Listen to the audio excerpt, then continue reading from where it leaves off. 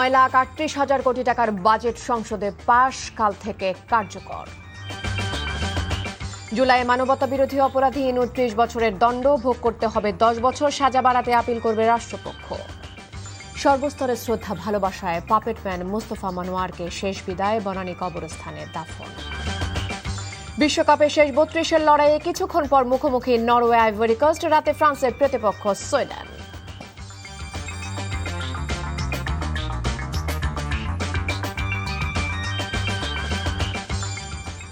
আসসালামু আলাইকুম, তাসরিমা নাহিদ আমন্ত্রণ জানাচ্ছি এনটিভির রাতের খবরে। ক্রাউন সিমেন্ট শিরোনাম দেখছিলেন, জানাবো পুরো খবর।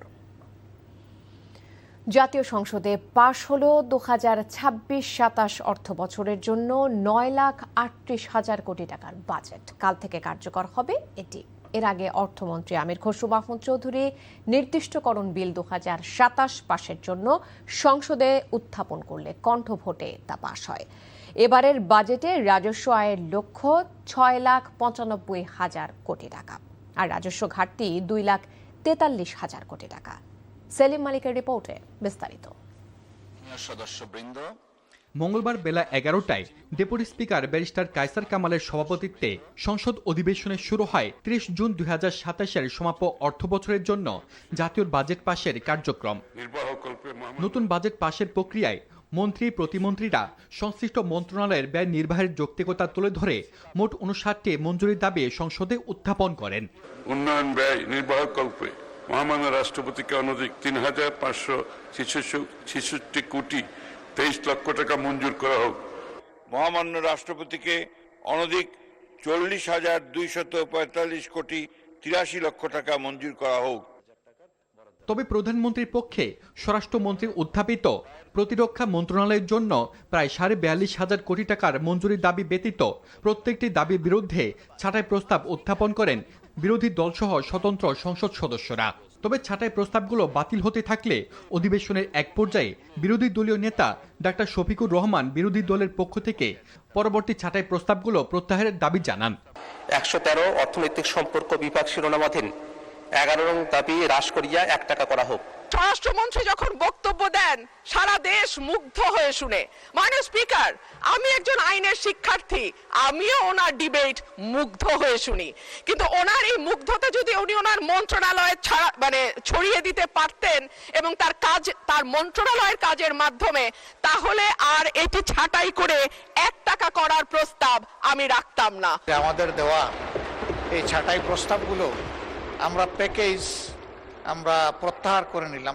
আলোচনা শেষে স্পিকার মঞ্জুরি দাবিগুলো কণ্ঠভোটে দিলে সেগুলো একে একে সংসদে গৃহীত হয়। হ্যাঁ বলুন, যারা এই প্রস্তাবের বিপক্ষে আছেন তারা না বলুন।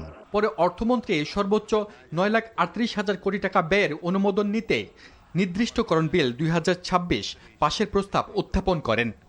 নির্দিষ্টকরণ বিল 2026 সংসদে অবিলম্বে বিবেচনার জন্য গ্রহণ করা হোক। যারা এই প্রস্তাবের পক্ষে আছেন তারা হ্যাঁ বলুন, যারা এই প্রস্তাবের বিপক্ষে আছেন তারা না বলুন। আমার মনে হয় হ্যাঁ জয়যুক্ত হয়েছে, হ্যাঁ জয়যুক্ত হয়েছে, হ্যাঁ জয়যুক্ত হয়েছে।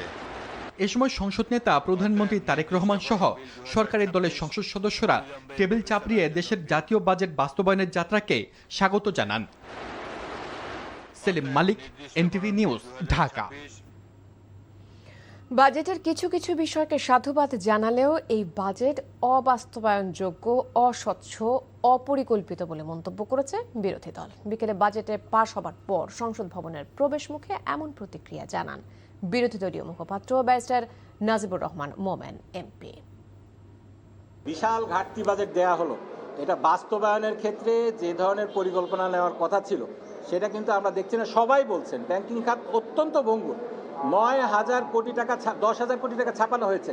এরকম টাকা ছাপিয়ে যদি আপনারা ব্যাংক লোন দেন, নিজেরা লোন নেন, 12% সুদে নিচ্ছেন, আপনার বেসরকারি যে সমস্ত বিজনেস সেক্টরগুলো রয়েছে তারা সম্পূর্ণরূপে এই ব্যাংক লোনের উপর নির্ভরশীল।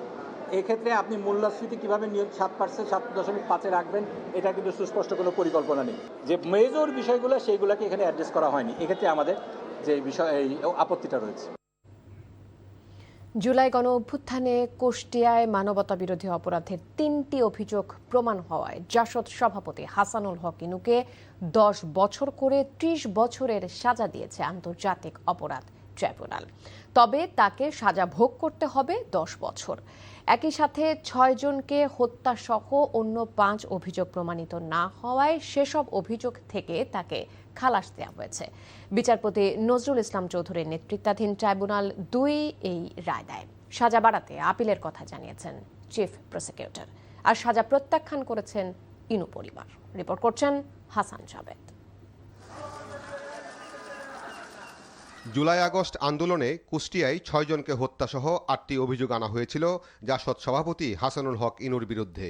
দীর্ঘ বিচারিক প্রক্রিয়া শেষে রায় ঘোষণা উপলক্ষে ইনুকে ট্রাইব্যুনালের হাজতখানায় নেওয়া হয়। রায় ঘোষণার আগ মুহূর্তে এজলাসের কাঠগড়ায় নেওয়ার সময় হাসানুল হক ইনুকে কিছুটা উত্তেজিত দেখা যায়। রায় ঘোষণার সময় এজলাসে ইনুর স্ত্রী এবং ছেলে ছাড়াও উভয় পক্ষের আইনজীবীরা উপস্থিত ছিলেন। রায়ে জাসদ সভাপতিকে 3, 6 এবং 7 নম্বর অভিযোগে 10 বছর করে কারাদণ্ড এবং 6 ও 7 নম্বর অভিযোগে 1 লাখ টাকা করে জরিমানা করা হয়। এছাড়া 1, 2, 4, 5 ও 6 জনকে হত্যার 8 নম্বর অভিযোগ প্রমাণিত না হওয়ায় ইনুকে খালাস দেয় ট্রাইব্যুনাল। আমি বলতে চাই এই রায় সঠিক হয়নি। আমার মনে হয় যে আমরা এটা যদি আপিল দায়ের করি উচ্চ আদালত থেকে, প্রত্যেকটি কাউন্টে যেগুলো থেকে শাস্তি বা তাকে ছেড়ে দেওয়া হয়েছে সবগুলোতে তার সাজা প্রমাণ হবে, তাদেরকে দোষী সাব্যস্ত হবেন, এবং আমরা যে 3টি চার্জ প্রমাণ হয়েছে বলে বলছে সেগুলো থেকেও সাজা বৃদ্ধির জন্য আমরা আবেদন করব, আপিল করব, এবং আমরা বিশ্বাস করি যে সেগুলোতেও সাজা বৃদ্ধি পাবে। ট্রাইব্যুনাল সাক্ষী, অডিও, ভিডিও সহ তথ্য প্রমাণ যথাযথভাবে পর্যালোচনা করতে না পারায় কম সাজা এবং 5টি অভিযোগ থেকে আসামিকে খালাস দিয়েছেন বলে মনে করেন চিফ প্রসিকিউটর। ট্রাইব্যুনাল আমাদের এই সাক্ষ্য প্রমাণ যথাযথভাবে পর্যালোচনা করতে বা এই সাক্ষীর মর্মার্থ যথাযথভাবে উপলব্ধি করতে ব্যর্থ হয়েছেন, এবং সেই কারণে যথাযথ রায় দিতে তারা ব্যর্থ হয়েছে। শেখ হাসিনার সাথে পরামর্শ করে জঙ্গি টেক দিয়ে এতগুলো মানুষ, নিরীহ মানুষকে নির্বিচারে গুলি করে হত্যা করলেন, এখন তাকে খালাস দিয়ে দিলে অথবা 10 বছর সাজা দিলে আমরা খুশি হব? রাজনৈতিক প্রতিহিংসা হিসেবে হাসানুল হক ইনুকে সাজা দেওয়া হয়েছে উল্লেখ করে রায় প্রত্যাখ্যান করেন তার স্ত্রী।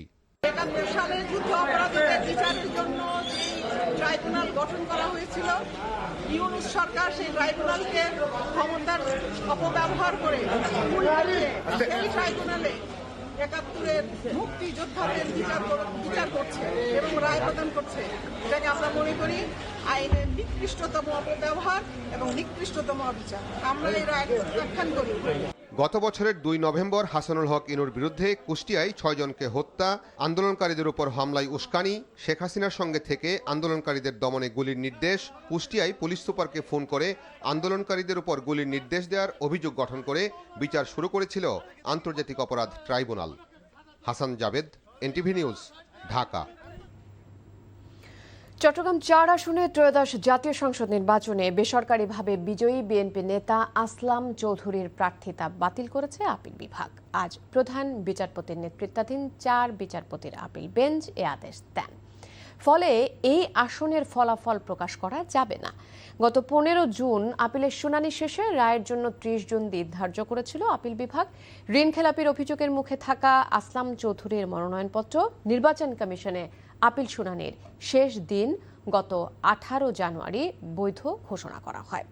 সেই সিদ্ধান্ত চ্যালেঞ্জ করে ব্যাংকের করা রিট হাইকোর্ট খারিজ করে দিলে ব্যাংক কর্তৃপক্ষ পরে আপিল বিভাগে আবেদন করে। হাইকোর্টের আদেশের বিরুদ্ধে জামায়াতের প্রার্থী Mohammad Anwar Siddiqui leave to appeal করেন। গত 3 ফেব্রুয়ারি আপিল বিভাগ আসলাম চৌধুরীর প্রার্থিতা বহালের বিরুদ্ধে লিভ টু আপিল মঞ্জুর করেন।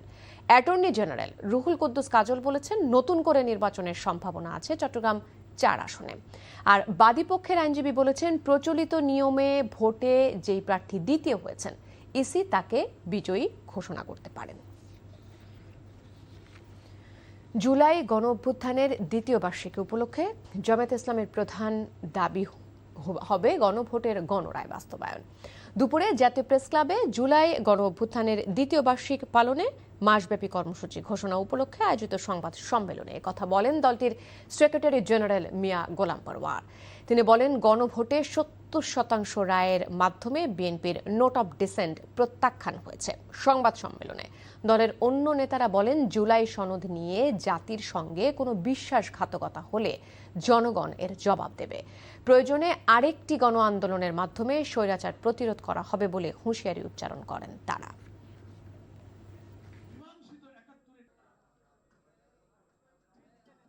আপনার পার্লামেন্টের মেজরিটি ব্যাখ্যা এক, আর গণভোটের 70% মেজরিটি কিন্তু আরেক। সংবিধান বিশ্লেষক আইনজ্ঞরা পরিষ্কার বলেছেন, পার্লামেন্টে আপনারা যে আসনগুলো পেয়ে মেজরিটির শক্তি দেখাচ্ছেন, এই মেজরিটি গণভোটের মেজরিটির সামনে কিন্তু সভরেন নয়। যখনই বিএনপি নো হয়ে যায়, জামাতকে মোকাবেলা করার যুক্তি যখন থাকে না, নৈতিকতা যখন থাকে না, আদর্শ যখন থাকে না, চরিত্র যখন থাকে না, তখন ওই পুরানো কাসুন্দিতে জনগণকে বিভ্রান্ত করতে চায়। এই ছাড়া তাদের আর কোনো হাতিয়ার তো নাই, হাতিয়ারটা ভোতা হয়ে গেছে। জাতীয় রাজস্ব বোর্ডের চেয়ারম্যান আহসান হাবিব বলেছেন, রাজস্ব আহরণকে চ্যালেঞ্জ হিসেবে নয়, অপার সম্ভাবনা হিসেবেই দেখেন। সচিবালয়ে রাজস্ব বোর্ডের বিদায়ী চেয়ারম্যানকে সঙ্গে নিয়ে সাংবাদিকদের কাছে এসব কথা বলেন নতুন চেয়ারম্যান। আমি কোনো চ্যালেঞ্জ দেখি না, আমি দেখি যে আমাদের সামনে অপার সম্ভাবনা রাষ্ট্রের সামনে। আমরা 18 কোটি মানুষ, প্রত্যেকে যদি তার দায়িত্বটা সততা আন্তরিকতার সাথে কাজ করে এবং এটার যদি যোগফল এটা যদি যোগ করা হয়, তার ফলাফলই হলো দেশের উন্নতি। ডিজিটাইজেশনের যে উদ্যোগগুলো শুরু করেছে এগুলোকে ক্যারি করতে হবে এবং সেটা করলেই আমাদের এফিসিয়েন্সি বাড়বে এবং আমাদের যে কর ফাঁকিগুলো হয় সেগুলো কমে যাবে, তাতে রাজস্ব বাড়বে। ডেঙ্গুতে মৃত্যু হার কমাতে স্বাস্থ্য বিভাগের সঙ্গে সমন্বয় করে ডিএনসিসি কাজ করছে বলে জানিয়েছেন সংস্থাটির প্রশাসক শফিকুল ইসলাম খান। ডেঙ্গু মোকাবেলায় নগরবাসীর সহযোগিতা চেয়ে তিনি বলেন, সিটি কর্পোরেশন একার পক্ষে ডেঙ্গু নিয়ন্ত্রণ সম্ভব নয়। রাজধানীর মিরপুর 22 এলাকায় উন্নয়নমূলক কাজের উদ্বোধন শেষে এসব কথা বলেন প্রশাসক। বলেন, সংশ্লিষ্ট সকল বিভাগের সমন্বয়ে ডেঙ্গু নিয়ন্ত্রণে কাজ করবে ঢাকা উত্তর সিটি কর্পোরেশন। স্বাস্থ্যসেবা আরও জনমুখী করতে দেশজুড়ে আরও 1 লাখ স্বাস্থ্যকর্মী নিয়োগ দেবে সরকার, এমনটি জানিয়েছেন প্রধানমন্ত্রীর বিশেষ সহকারী ডক্টর এস.এম. জিয়াউদ্দিন হায়দার। রাজধানীর শাহবাগে বাংলাদেশ মেডিকেল বিশ্ববিদ্যালয়ে চোখের ছানি সচেতনতা মাস উপলক্ষে আয়োজিত আলোচনা সভায় সব কথা বলেন তিনি। দেশজুড়ে প্রায় 42,000 স্বাস্থ্যকর্মী কাজ করছে জানিয়ে জিয়াউদ্দিন বলেন, স্বাস্থ্যসেবা মানুষের দোরগোড়ায় পৌঁছে দিতে কমিউনিটি ক্লিনিকগুলোকে ধাপে ধাপে স্বাস্থ্য হাবে রূপান্তরের উদ্যোগ নেওয়া হচ্ছে। এদিকে দেশে ছানিজনিত অন্ধত্ব কমাতে রোগ শনাক্ত ও চিকিৎসায় দেরি না করার আহ্বান জানিয়েছেন চক্ষু বিশেষজ্ঞরা। অনুষ্ঠানে চোখের ছানি অপারেশনের মাধ্যমে সুস্থ হওয়া রোগীরাও উপস্থিত ছিলেন। আমি কথাটা কেন বললাম,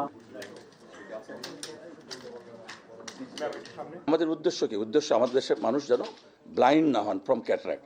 কারণ ব্লাইন্ড কিন্তু আমাদের সমস্ত সুবিধা আছে, সার্জারি চিকিৎসা আছে, কিন্তু ব্লাইন্ড হচ্ছে কেন? সচেতনতার অভাবে।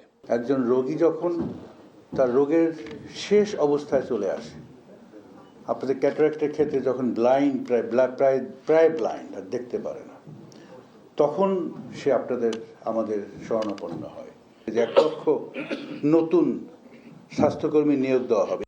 মূল্যস্ফীতির কথা মাথায় রেখে 2026-27 অর্থ বছরের সংকোচনমূলক মুদ্রানীতি ঘোষণা করেছে বাংলাদেশ ব্যাংক। এ সময় গভর্নর মোস্তাকুর রহমান জানান, ব্যাংক খাতে খেলাপি ঋণ কমাতে কঠোর ভূমিকায় থাকবে কেন্দ্রীয় ব্যাংক।